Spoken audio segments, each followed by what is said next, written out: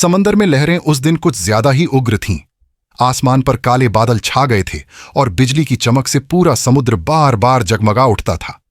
उस बड़े जहाज पर बहुत से लोग सवार थे, जिनमें 2 मासूम बच्चे भी थे, आशा और संजय। आशा बस 9 साल की थी और संजय 11 साल का। दोनों अपने परिवारों के साथ सफर पर थे, लेकिन किस्मत ने उनकी जिंदगी के रास्ते बदल दिए। तूफान इतना तेज आया कि जहाज का संतुलन बिगड़ गया।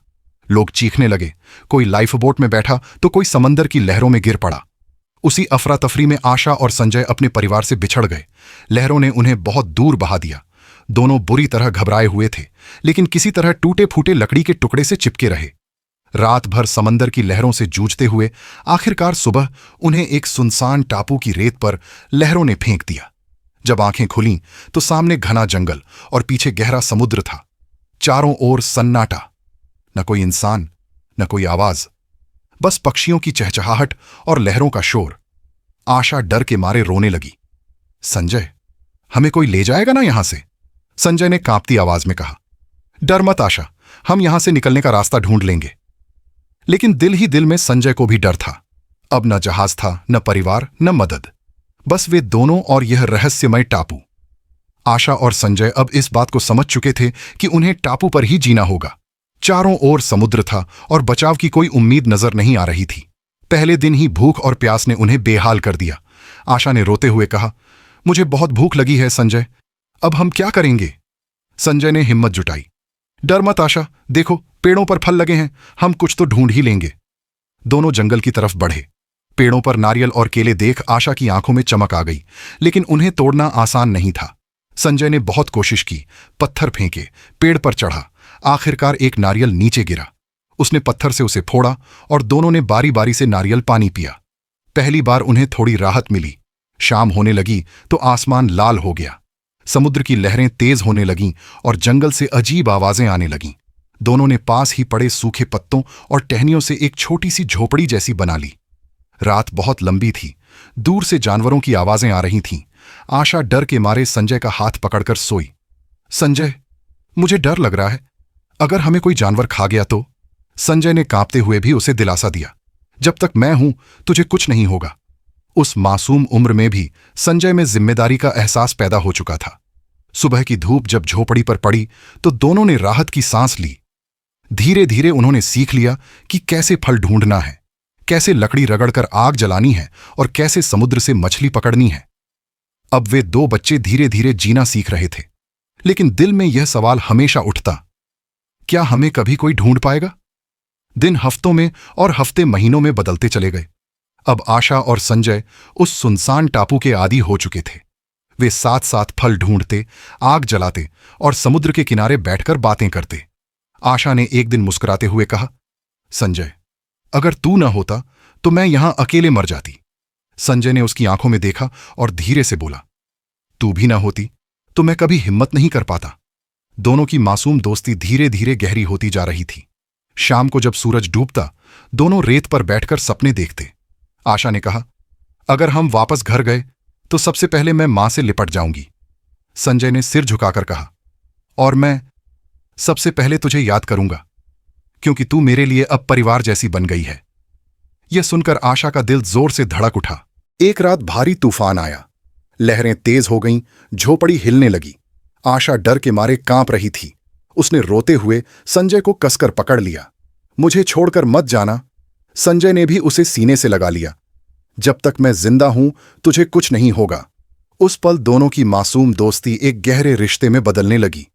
तूफान के बाद भी उनके दिलों में अब एक दूसरे का सहारा बन जाने का एहसास था। समय बीतता गया। अब आशा और संजय दोनों किशोर हो चुके थे।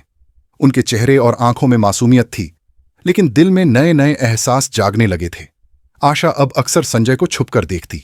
जब संजय नदी से पानी भरकर लाता या लकड़ी काटता, उसके माथे पर पसीने की बूंदें चमकतीं। आशा को पता नहीं था कि क्यों उसका चेहरा लाल हो जाता और दिल तेजी से धड़कने लगता। एक शाम जब दोनों नारियल तोड़ रहे थे, संजय के हाथ में चोट लग गई। आशा ने जल्दी से उसका हाथ पकड़ा और अपने आंचल से खून पोंछ दिया। तुझे दर्द हो रहा है? उसने कांपती आवाज में पूछा। संजय ने उसकी आंखों में देखकर मुस्कुराया।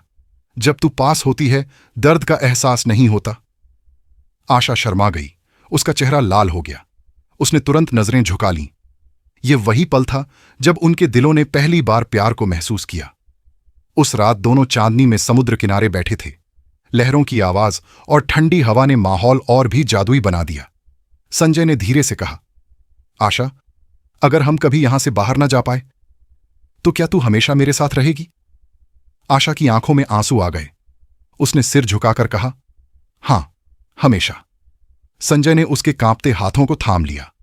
दोनों की धड़कनें एक दूसरे से मिल रही थीं। आशा ने हिम्मत करके संजय के कंधे पर सिर रख दिया।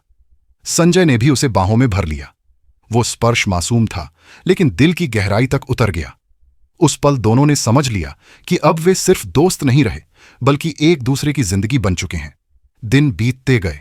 अब आशा और संजय का रिश्ता गहराता जा रहा था। वे साथ खाते, साथ काम करते और साथ सपने देखते। लेकिन एक दिन आशा के जीवन में ऐसा मोड़ आया जिसने उसे डर और शर्म से भर दिया। सुबह सुबह आशा ने महसूस किया कि उसके कपड़ों पर खून के निशान हैं। वह घबरा गई। उसे समझ नहीं आया कि उसके शरीर के साथ यह क्या हो रहा है। उसके पेट में हल्का दर्द था, कमजोरी सी महसूस हो रही थी। वह जल्दी से पास के झरने पर गई और कपड़े धोने लगी। अगर संजय ने देख लिया तो क्या सोचेगा? शायद मैं बीमार हो गई हूं या मरने वाली हूं। उसके मन में डर और सवाल उमड़ रहे थे। दूसरी तरफ संजय ने देखा कि आशा अचानक अजीब सी दूरी बनाने लगी है। वह ठीक से बात नहीं कर रही थी, झोपड़ी से बाहर रह रही थी। संजय ने पास जाकर कहा, आशा, मुझसे कुछ छुपा रही है? क्या हुआ? आशा ने आंखें झुका लीं। कुछ नहीं, बस थोड़ी थकान है। संजय नाराज हो गया। तू मुझसे सब बातें करती थी, अब क्यों छुपा रही है? मैं तेरे लिए जान भी दे सकता हूं और तू है कि... आशा ने कुछ नहीं कहा। उसका चेहरा शर्म और डर से झुका रहा। गुस्से में संजय ने कहा, अगर तू मुझसे बात नहीं करेगी तो यहां मत रह। उसने आशा को झोपड़ी से बाहर निकाल दिया। आशा रात भर बाहर समुद्र किनारे बैठी रही। हवा ठंडी थी, दिल भारी था और शरीर कमजोरी से टूटा हुआ। रात को अचानक झाड़ियों से एक जंगली जानवर निकला और आशा के पैर पर काट लिया। वह दर्द से चीख उठी। संजय दौड़कर बाहर आया। आशा को खून से लथपथ देखकर उसकी आंखों से आंसू बहने लगे। आशा, ये मैंने क्या कर दिया? मैं तुझे बाहर क्यों निकाल दिया? उसने उसे अपनी बाहों में उठाया और रोते रोते पास के टापू की ओर भागा। दूसरे टापू पर एक पुरानी देवी की मूर्ति थी। संजय ने आशा को वहीं लिटाया और हाथ जोड़कर प्रार्थना करने लगा, मां, मेरी आशा को बचा लो, मेरी गलती माफ कर दो, मैं इसके बिना जी नहीं सकता। धीरे धीरे आशा का दर्द कम होने लगा। उसका चेहरा सामान्य होने लगा। संजय ने राहत की सांस ली और उसके आंसुओं से उसका माथा भीग गया। आशा ने कांपती आवाज में कहा, तू नाराज मत होना संजय, मैं तुझसे कुछ छुपाना नहीं चाहती थी, लेकिन मुझे खुद नहीं पता था कि ये क्या हो रहा है। संजय ने उसका हाथ थामकर कहा, अब चाहे कुछ भी हो, मैं तुझे कभी अकेला नहीं छोड़ूंगा। दोनों एक दूसरे से लिपट गए। उस रात उनका रिश्ता और गहरा हो गया। देवी की मूर्ति के पास वाली घटना के बाद आशा और संजय का रिश्ता पहले से कहीं गहरा हो गया। अब उनमें न सिर्फ दोस्ती और साथ था, बल्कि एक अटूट भरोसा और प्यार भी था। दिन भर जब वे फल तोड़ते या झरने से पानी भरते तो अक्सर उनकी नजरें टकरा जातीं। आशा संजय को देखती और अचानक शर्मा जाती। संजय भी अब उसकी हर अदा पर मुस्कुरा देता। एक रात चांदनी बहुत तेज थी। समुद्र किनारे लहरें चमक रही थीं। आशा रेत पर बैठी शंख से खेल रही थी। संजय धीरे धीरे उसके पास आया और बैठ गया।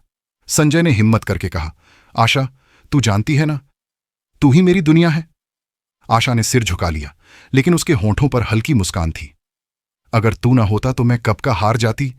संजय ने उसका हाथ पकड़ लिया। आशा का दिल तेजी से धड़कने लगा। धीरे धीरे संजय ने आशा को अपनी ओर खींच लिया। उसका चेहरा उसके करीब आ गया। आशा की सांसें तेज हो गईं। संजय, उसने कांपती आवाज में कहा, कुछ मत बोल, बस इस पल को जीने दे। संजय ने उसके होंठों पर अपने होंठ रख दिए। आशा की आंखें बंद हो गईं। वह पल मासूम था, लेकिन गहराई से भरा हुआ। उस रात झोपड़ी में दोनों ने एक दूसरे को पूरी तरह अपना लिया। आशा ने कभी सोचा भी नहीं था कि छूने भर से इतना सुकून और गर्माहट मिल सकती है। संजय ने भी पहली बार समझा कि प्यार सिर्फ साथ रहने का नाम नहीं, बल्कि आत्मा और शरीर का मिलन है। अगली सुबह जब आशा उठी, उसके चेहरे पर एक नई चमक थी। संजय उसके पास लेटा मुस्कुरा रहा था। आशा ने शर्माते हुए कहा, अब तो मैं सचमुच तेरी हो गई हूं। संजय ने उसकी हथेली पकड़ ली। और मैं हमेशा के लिए तेरा। सालों की सुनसान टापू पर की जिंदगी अब अपेक्षाकृत आसान हो गई थी। आशा और संजय अपनी झोपड़ी में रहते, साथ में खाना ढूंढते, आग जलाते और हर शाम समुद्र किनारे बैठकर बातें करते। लेकिन आशा के जीवन में एक नई अनजानी घटना होने वाली थी। एक दिन आशा ने महसूस किया कि उसे अक्सर उल्टियां हो रही हैं। उसके पेट में हल्की हलचल होती और कभी कभी उसे बहुत भूख लगती। शायद मैं ज्यादा खा रही हूं, इसलिए पेट बढ़ रहा है, वह खुद से कहती। संजय ने देखा कि आशा थोड़ी अस्वस्थ लग रही है, लेकिन वह ज्यादा पूछ नहीं पाया। आशा धीरे धीरे और शर्माती गई। वह संजय के सामने नहीं बैठती, खाना कम खाने लगी और खुद को अकेला महसूस करने लगी। कई बार संजय पूछता, आशा क्या बात है, तू ठीक तो है ना? लेकिन आशा हमेशा जवाब देती, बस थोड़ी थकान है, कुछ नहीं। संजय को अंदर से चिंता हो रही थी। वह नहीं समझ पा रहा था कि आशा के शरीर में जो बदलाव हो रहे हैं उनका मतलब क्या है। एक दिन आशा के पेट में हल्की दर्द की लहर चली। वह डर के मारे बैठ गई। संजय ने उसका हाथ पकड़ा। मुझे बता, क्या हुआ? आशा ने सिर झुका लिया और कहा, कुछ नहीं, बस पेट में हल्की हलचल थी। संजय ने अंदर से सोचा, कुछ तो है, पर उसे बताने में डर लग रहा है। कुछ हफ्तों के बाद आशा के शरीर में और बदलाव आने लगे। उसका पेट धीरे धीरे बढ़ने लगा, उल्टियां लगातार होने लगीं और थकान उसे हर समय महसूस होने लगी। लेकिन वह अभी भी नहीं जानती थी कि वह गर्भवती है। उसे लगता था कि यह सिर्फ उसके खाने या बदलती आदतों की वजह से हो रहा है। संजय ने भी धीरे धीरे महसूस किया कि कुछ बदल रहा है, लेकिन वह आशा के डर और शर्म को देखकर ज्यादा कुछ नहीं कह पाया। समय बीतता गया। आशा के शरीर में बदलाव स्पष्ट हो गए थे। अब उसका पेट बढ़ चुका था और उसे लगातार उल्टियां हो रही थीं। लेकिन उसे अभी भी यह समझ नहीं आया था कि वह गर्भवती है। एक दिन जब संजय टापू के दूसरे हिस्से पर फल लेने गया, कुछ कबीलों का हमला हुआ। वे झाड़ियों से बाहर निकले और झोपड़ी की ओर बढ़ने लगे। संजय दौड़ा और देखा कि आशा अचानक दर्द से चीख रही है। आशा! उसने चिल्लाया और तेजी से उसकी ओर भागा। आशा के पेट में हलचल तेज हो गई थी। वह जमीन पर बैठ गई और दर्द के मारे कांप रही थी। संजय समझ गया कि यह सिर्फ पेट दर्द नहीं है। संजय ने आशा को अपने दोनों हाथों में उठा लिया। मैं तुझे सुरक्षित ले जाऊंगा, मुझे डर मत। वह बच्चे को सुरक्षित रखने और आशा को संभालने के लिए पास के टापू की ओर दौड़ा, जहां पुरानी देवी की मूर्ति थी। देवी की मूर्ति के पास पहुंचकर संजय ने आशा को जमीन पर लिटाया। मां, मेरी आशा और बच्चे को बचा दो, उसने प्रार्थना की। धीरे धीरे आशा का दर्द कम होने लगा, लेकिन अभी भी प्रसव की पीड़ा पूरी तरह से शुरू हो चुकी थी। कई घंटों के दर्द और संघर्ष के बाद अंततः आशा ने एक बच्चे को जन्म दिया। संजय ने आंसुओं के साथ बच्चे को अपने हाथों में लिया और आशा की ओर देखा। हमारा बच्चा, हमारी नई जिंदगी। आशा भी थकान के बावजूद मुस्कुराई और बच्चे को छूने लगी। संजय, यह हमारा परिवार है। आशा और संजय अब केवल दो अकेले बच्चों के रूप में नहीं थे। उनकी जिंदगी में एक नया सदस्य आया था, उनका बच्चा। सूरज की हल्की किरणें झोपड़ी में गिर रही थीं। संजय ने बच्चे को धीरे धीरे गोद में उठाया और आशा की ओर देखा। देखो, कितना नन्हा और मासूम है। आशा ने भी मुस्कुराते हुए बच्चे को छुआ। हमारा अपना परिवार है, अब हम अकेले नहीं हैं। बच्चे की हर मुस्कान और हर हंसी उनके लिए दुनिया की सबसे बड़ी खुशी बन गई। रात को जब समुद्र की लहरें शांत होतीं, संजय और आशा बच्चे को गोद में लेकर बैठते और एक दूसरे की आंखों में प्यार देखते। आशा अब अपने शरीर और बदलाव को समझने लगी थी। वह गर्भावस्था और बच्चे की देखभाल की कठिनाइयों के बावजूद खुश थी। संजय हर कदम पर उसका सहारा बन गया था।